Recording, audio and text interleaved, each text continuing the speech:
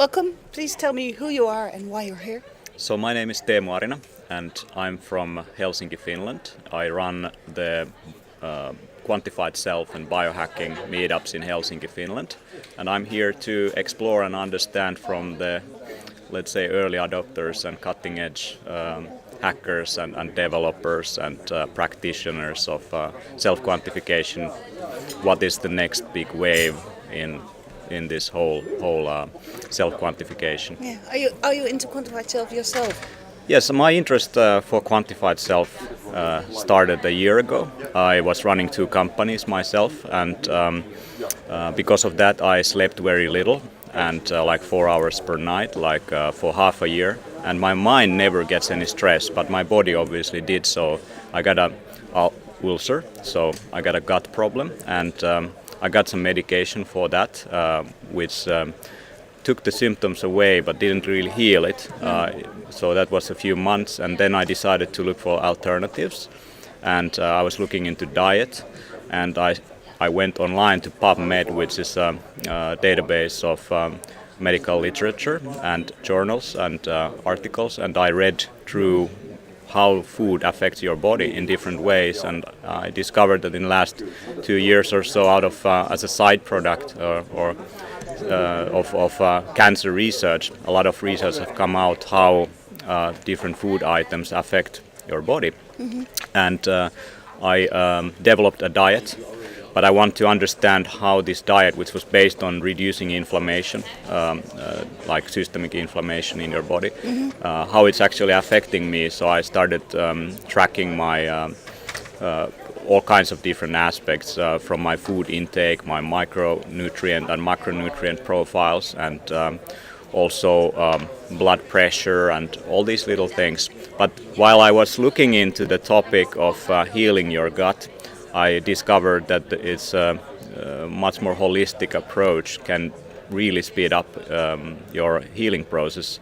So I was looking into sleep tracking also, and I was looking into stress management, heart rate variability, to how to manage stress in new ways, meditation, and also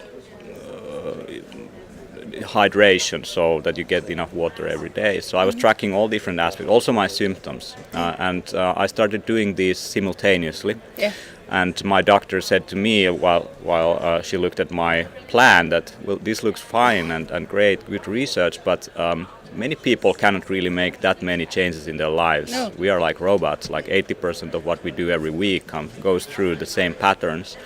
So, but through self-quantification, I was able to do the changes immediately in my life. Mm-hmm. And because you could see what yeah, it in a way turned my it turned my the kind of activities I was doing into a game of sorts. So I could see statistic, immediate feedback and response. It became sort of you got goals that you want to achieve, and when you share those results with the community, you become more motivated in actually getting through that. So, for example, with sleep, getting 7.5 hours per week on average sleep, it's easy to cheat on yourself when you sleep like once a week on the weekend really well. But if you track it, you see you cannot really cheat yourself. Yeah. So my recovery process was very quick. When I stopped the medication, which I tried already before a few times, 3 weeks from that I didn't have any symptoms anymore. 6 weeks I was witnessing also other health benefits, like my allergies went away. My general sort of alertness during the day also went up, and sort of brain fog disappeared, and the inflammation went down. I was eating more than ever, like 6 times a day, more calories than ever. But my fat percentage dropped from 14% to 8% in 1.5 months or so. I was tracking exercise, but I exercised only 4 hours per month in total. I used high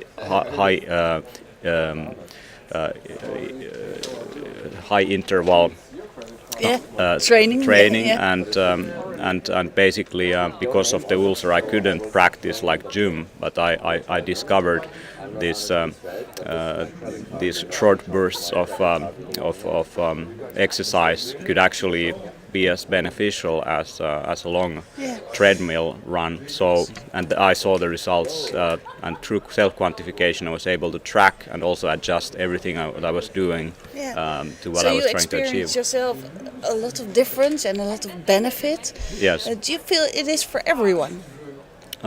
I think it is... Because it probably also takes quite a lot of time, for example, to track all this. Yes, so my background in thinking about information systems, I'm a system theorist in a way. I think of the human body as one system that has certain inputs and processes and outputs. So it's like a computer. Yeah, like a computer in a way, and I like to think of the wetware here as something that you can really influence and hack in a way, to use it in a positive sense of the word. And I was able to do it. Is it for everyone? I think this can be used in combination with professional healthcare also. So when people have these trackers and they get more data of their day-to-day activities, that data can be used by professionals to really understand your condition and give you better advice, which is now lacking. You go to a doctor's office, they take a few measurements, blood pressure, maybe some blood tests, and based on that, and your symptoms, they make a diagnosis. So I think when we have more data, we can, with the right tools and with the right kind of analysis and approaches and strategies for doing that, we can save a lot of money and also people's lives. You say you are here to look at the next big wave in quantified self, to find out what it is. Have you found out already? I'm amazed how much people have done long term already these kind of self-tracking experiments and the kind of discoveries they make. And I think in a way you cannot, some measurements you cannot, and observation and insight into the data you cannot separate. So separate, for example, to a doctor or somewhere else, it's you really who can really understand in certain waves and patterns and numbers some of the issues. So you recognize from your own activities something that is happening in the data. And that is really hard for someone else from the outside to look at. And there are some really interesting insights that people have gained from combining different kind of data that seems to be totally not related, like the time they meditate to the time that they are actually doing some other activities, and suddenly there is a correlation that they see and they understand why that is. But is that because I thought when you said I'm looking at the next big wave, I thought you were looking for the next big trend here in quantified self. Is that something you found? I'm also interested in sort of seeing what kind of devices might be coming out next, and I think honestly now this is very gadget driven. You have all kinds of tools and gadgets, and I think the wristbands and all that things you put on your but I think those will disappear. Mark Weiser, who was the chief scientist at Xerox PARC, already deceased, but he was the founding father of modern user interfaces, mouse interfaces and others. And he said that, and also ubiquitous computing and the Internet of Things. And he said that the most powerful technologies are those that disappear. They weave themselves into the fabric of everyday reality so that they become indistinguishable of it. Which means basically that when technology becomes embedded in our life and environment, we don't treat it anymore as technology. We don't see it. It's sort of embedded in what we do.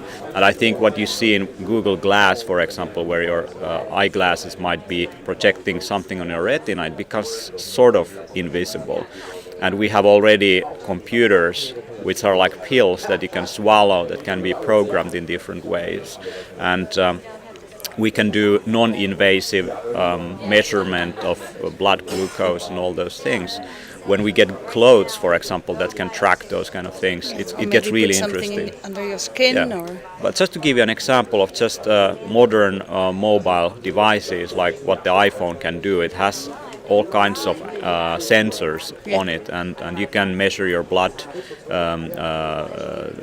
Your heart rate and heart rate variability and all that with just the sensors that are available in that device.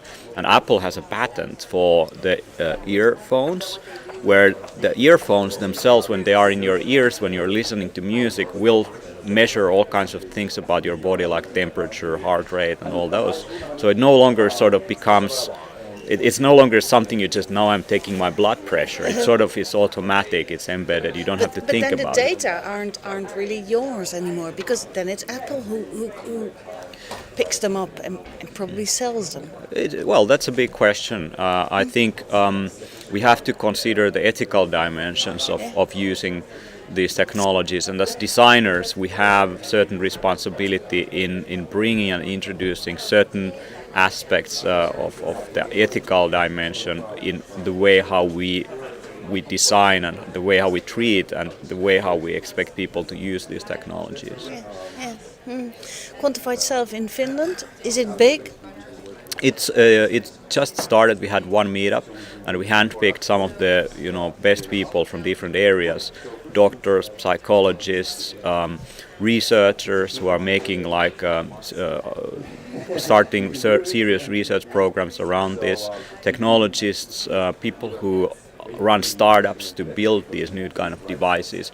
So we have a really interesting group. Also people who are, all of those are in a way opinion leaders and can influence opinion in different arenas. And Quantified Self is interesting because it can easily draw people from different areas, and all of those are genuinely interested in this because everyone has something personally to invest in it and personally to understand from their own health perspective or patterns or something, or just building a new business around it, and that is, I think, is fascinating, and it has a really spectacular atmosphere. And we had 40 people in the first meetup, and we had to say no to about 20 because we didn't have enough room. Now our Facebook group is about 150 people. It's very active. There's a lot of conversation, really valuable links for everyone. And the next meetup, I expect to see at least 100 people or so. Yeah. But it has been high quality people from the beginning. So and I do you have an explanation for this, that it is quite, growing in a country like Finland?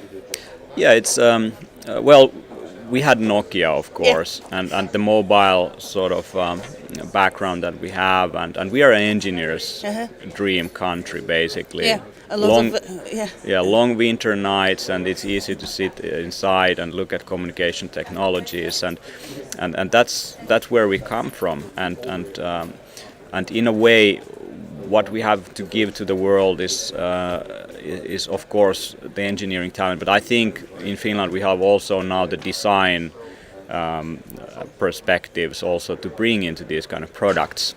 It's very strong. We were just the design capital of the world, and I think combining different areas of expertise, the engineering, the design, and the business side, we can develop and showcase something really interesting. I think I did some research on the Quantified Self-related startups, for example, new companies in Finland, and if you look at the density of how many people we have in Finland, almost 6 million, like 5.5 million. It's we have a lot going on per capita around this. Yeah. Is that also because there are a lot of unhealthy Finnish people? I mean, we have certain bad habits? signature bad habits because of long winter nights. Drinking too much, probably. Yeah, and those go back to depression and lack of sunshine, probably, and darkness can do things to you. Affect. Yeah, can obviously affect. But I think what this has to offer in terms of healthcare is not immediate healthcare, but rather preventive. So you can keep people more healthy. You can show them that now you are going to the wrong direction, and there is a way to fix this before things go too bad about it. So people don't have that data now. They might feel it, but because they don't see the data, they don't believe it. And but of course, if you say to someone stop smoking, if they have been doing that their whole lives, it's really hard to change people's habits. But like I said and told about my own example, with self-quantification, I was able to motivate myself to do all those changes. Thank you very much. Thank you.